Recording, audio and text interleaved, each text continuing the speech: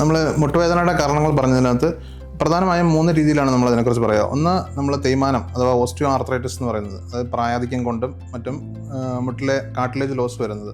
മറ്റൊന്ന് sports injuries അല്ലെങ്കിൽ അപകടങ്ങളുടെയും കായികാഭ്യാസങ്ങളുടെയൊക്കെ ഭാഗമായിട്ട് വരുന്ന പരിക്കുകളിൽ നമുക്ക് ലിഗമെന്റ് ടിയറുകൾ, മെനിസ്കസ് ഇഞ്ചുറീസ് അങ്ങനെയുള്ള ആ കാറ്റഗറിയിൽ പെടുന്ന പ്രശ്നങ്ങൾ.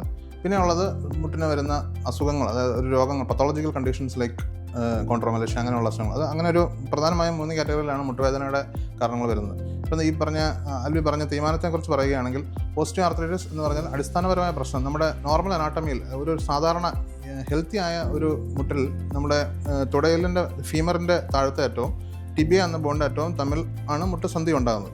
അപ്പോൾ അതിൽ ഈ ബോണിൻ്റെ പുറമെ കാർട്ടിലേജ്, തരുണാസ്ഥി എന്ന് പറയുന്ന ഒരു ആവരണമുണ്ട്. അതുള്ളത് കൊണ്ടാണ് നമുക്ക് എല്ലുകൾ തമ്മിൽ കൂട്ടിയിടിക്കുന്നതിൻ്റെ വേദനയോ മറ്റു പ്രശ്നങ്ങളോ ഒന്നും ഫീൽ ചെയ്യാത്തത്.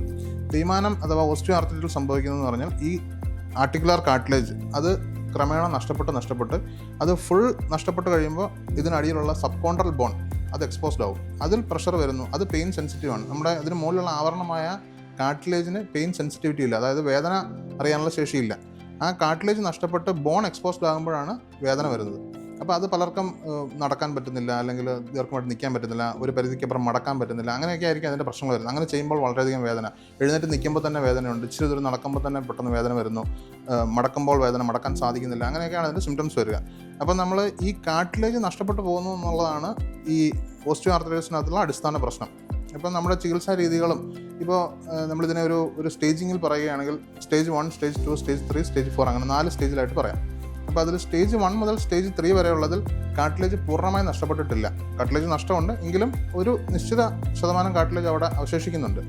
സ്റ്റേജ് 4 എന്ന് പറഞ്ഞാൽ കംപ്ലീറ്റ് കാർട്ടിലേജ് ലോസ് ആണ്. അതായത് പൂർണ്ണമായും ഈ തരുണാസ്ഥി നഷ്ടപ്പെട്ടു, എല്ലുകൾ തമ്മിൽ ഇടിക്കാൻ തുടങ്ങി. ആ സ്റ്റേജിൽ നമുക്ക് മറ്റ് ചികിത്സാ വിധികളൊന്നുമില്ല. ആ സ്റ്റേജിലാണ് ഈ പറഞ്ഞ സർജറിയുടെ പ്രാധാന്യം, അതായത് മുട്ട് മാറ്റിവെക്കൽ, ടോട്ടൽ നീ റീപ്ലേസ്മെൻറ്റ് എന്ന് പറയുന്ന മുട്ട് മാറ്റിവെക്കലിൻ്റെ പ്രാധാന്യം ആ സ്റ്റേജിലാണ് വരുന്നത്.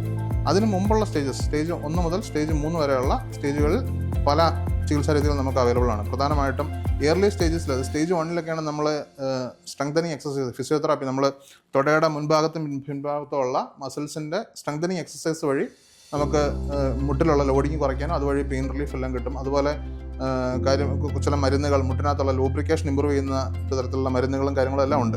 അടുത്ത പടിയായിട്ടുള്ളത് ഇഞ്ചക്ഷൻസ് ആണ്.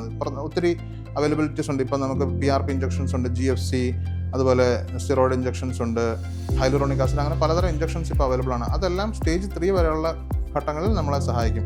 സ്റ്റേജ് 4 പോകുമ്പോൾ മാത്രമാണ് സർജറി അത്യാവശ്യം. സ്റ്റേജ് 4 പോലും ഇപ്പോൾ എന്തെങ്കിലും പ്രത്യേക കാരണം കൊണ്ട്, ഇപ്പോൾ വീട്ടിൽ സഹായിക്കാൻ ആരുമില്ല, അല്ലെങ്കിൽ എന്തെങ്കിലും കാരണം കൊണ്ട് സർജറി കുറച്ച് നാളത്തേക്ക് നീക്കി വെക്കണം, ഒരു 6 മാസം കഴിഞ്ഞിട്ട് സർജറി ചെയ്യാൻ പറ്റും, അങ്ങനെ ഒരു സിറ്റുവേഷനിൽ പെയിൻ റിലീഫിന് വേണ്ടി, സിംറ്റമാറ്റിക് റിലീഫിന് വേണ്ടി നമുക്ക് സ്റ്റിറോയിഡ് ഇഞ്ചക്ഷൻ സ്റ്റേജ് 4 പോലും ചെയ്യാവുന്നതാണ്. അതൊരു ശാശ്വതമായ പരിഹാരമല്ല. ഈ കൂട്ടത്തിൽ PRP മാത്രമാണ് ഒരു കാര്യമായിട്ടുള്ള, അതായത് ഒറിജിനൽ പത്തോളജി, യഥാർത്ഥ പ്രശ്നത്തെ പരിഹരിക്കുന്ന, ഒരു പരിധിവരെയെങ്കിലും അഡ്രസ്സ് ചെയ്യുന്ന മൊഡാലിറ്റി ആയിട്ടുള്ളത് PRP ഇഞ്ചക്ഷൻസ് മാത്രമേ ഉള്ളൂ. പക്ഷേ എന്നിരുന്നാലും ബാക്കിയെല്ലാം അതിൻ്റെതായ റോളുള്ളതാണ്, അതെല്ലാം എഫക്റ്റീവുമാണ്.